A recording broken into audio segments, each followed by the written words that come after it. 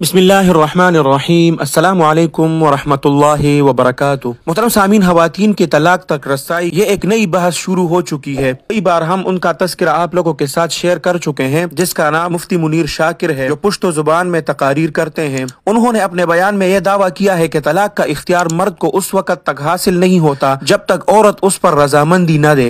उन्होंने तलाक को निकाह पर कियास करते हुए कहा है कि जिस तरह निकाह के लिए औरत की रजामंदी लाजिम है, इसी तरह तलाक भी औरत की मर्जी के बगैर वाक़या नहीं हो सकती। मगर आप लोगों को एक दिलचस्प बात बताऊं। वो दिलचस्प बात यह है कि चंद ही दिन कबल उसी शख्सियत ने एक जरगे में, जो पीटीएम का जरगा हुआ था, जो मंजूर पश्तीन की सरबराही में हुआ था और खैबर के इलाके में, जिसको खैबर जरगा के नाम से मशहूर किया गया, और उसमें हुकूमत को कुछ नुकात भी पेश किए गए थे। उनकी बात हम नहीं करते, हम इस शख्सियत की बात करते हैं। उसके अक़वाल में तजादात आप लोगों को बार बार हम बताते हैं कि उनके अक़वाल में तजाद होता है। उसी शख्सियत ने उस जरगे में शुरका से 3 तलाकों पर हल्फ लिया कि अगर किसी शख्स ने अपने मकसद से इनहिराफ या गद्दारी की तो उसकी बीवी को 3 तलाक़ें वाक़या होगी। ये तर्ज अमल वाज़ेह तजाद का मजहर है, लेकिन हैरत और ताज्जुब की बात नहीं है, क्योंकि जिस शख्स की इल्मी बुनियाद ना हो, उनकी ख्यालात तजादात का मजमुआ ही होते हैं। इससे पहले इनकार हदीस के मुतालिक इनके मुतनाज़िया बयानात सामने आते थे, और मैंने आप लोगों के साथ तकरीबन वो 54 बातें आप लोगों के सामने रखी थी, जिस पर जामिअतुल उलूमुल इस्लामिया बिनोली टाउन ने इनके खिलाफ कुफर का फतवा भी दिया था। वो आप लोग हमारे चैनल पर देख सकते हैं, नीचे डिस्क्रिप्शन में उसका लिंक मौजूद है। तो हमने उस वक्त निशानदेही की थी कि इनके इतराजात दरअसल वही है जो मुस्तशरिकीन पहले कर चुके हैं। इसी तरह इनका मौजूदा मौकिफ भी कोई नया नजरिया बयानिया नहीं, बल्कि ये मुस्लिम फेमिनिस्ट तहरीकों में पहले से मौजूद ख्यालात हैं। और अल्लामा साहब महज पुश्तो जुबान में नकल पर मामूर है।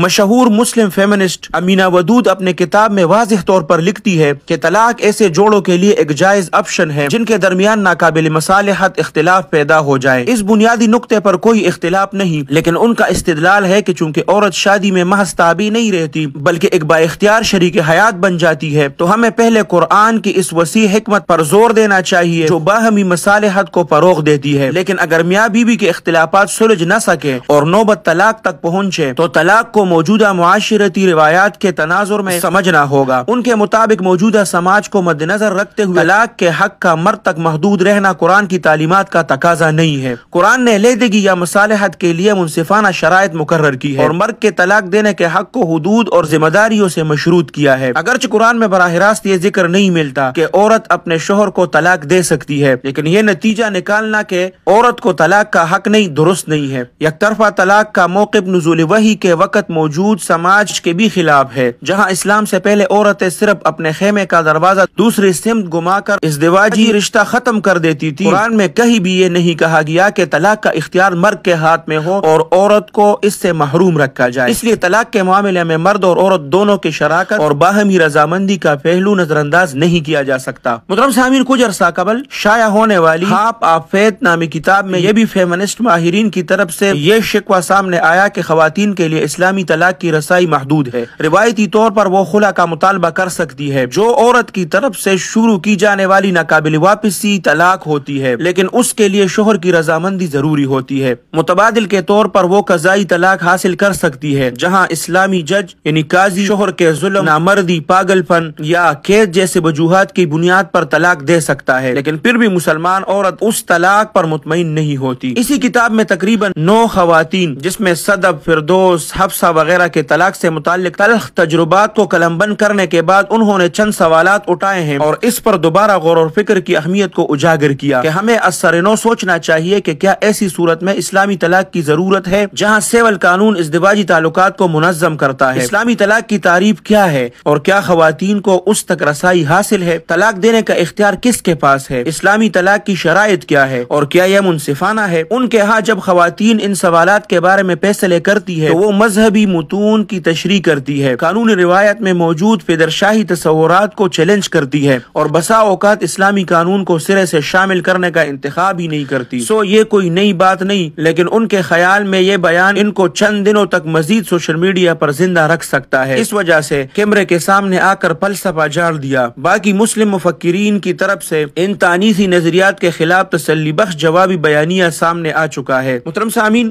آپ لوگوں کے ساتھ اس سے پہلے میں نے جامعۃ العلوم اسلامیہ بنوری ٹاؤن کا فتویٰ بھی شیئر کیا ہے، آپ اس ویڈیو کو ضرور دیکھیں۔ اس ویڈیو سے آپ کو اتنی رہنمائی مل جائے گی اور ان کے جو اصل عقائد ہے وہ بھی آپ لوگوں کے سامنے آ جائیں گے۔ محترم سامعین، اب انہوں نے یہ طلاق کا جو مسئلہ بیان کیا ہے، آپ لوگوں کے ساتھ حدیث شیئر کرتے ہیں کہ اس میں نبی کریم صلی اللہ علیہ وسلم کیا فرماتے ہیں کہ طلاق بیوی کا حق ہوتا ہے یا اس میں وہ شریک ہوتی ہے یا نہیں۔ محترم سامعین، جامعۃ العلوم اسلامیہ بنوری ٹاؤن کے فتوے میں اس حدیث کو ذکر کیا گیا ہے۔ حدیث کا مفہوم ہے کہ اس شخص نبی کریم صلی اللہ علیہ وسلم کے پاس آیا اور کہا کہ اے اللہ کے رسول صلی اللہ علیہ وسلم، میرے آقا نے اپنے باندی سے میری شادی کی اور وہ چاہتا ہے کہ میرے اور اس کے درمیان تفریق کر دے۔ بس نبی کریم صلی اللہ علیہ وسلم منبر پر چڑھے اور فرمایا کہ اے لوگو، تم میں سے ایک شخص کو کیا ہو گیا کہ وہ اپنے غلام کی شادی اپنے باندی سے کرتا ہے اور پھر وہ ان کے درمیان تفریق کرنے کا ارادہ کرتا ہے۔ طلاق کا اختیار صرف اس کا ہے جس نے پنڈلی کو پکڑا، یعنی جو جماع کا مالک ہے وہی طلاق کا بھی مالک ہے۔ اس سے اندازہ ہوا کہ صرف آدمی کو ہی طلاق کا حق حاصل ہوتا ہے، عورت کو یہ حق حاصل نہیں ہے۔ اللہ سبحانہ و تعالی تمام مسلمانوں کو اس فتنوں سے بچائے اور تمام مسلمان اس ویڈیو کو زیادہ سے زیادہ شیئر کرے تاکہ ہمارے وہ ساتھی جو پشت و زبان نہیں سمجھتے وہ بھی ان کی اصلیت سے واقف ہو جائے۔ اللہ سبحانہ و تعالی آپ سب کو اپنے حفظ اور امان میں رکھے، اپنے خصوصی دعاؤں میں یاد رکھے۔ السلام علیکم ورحمۃ اللہ وبرکاتہ۔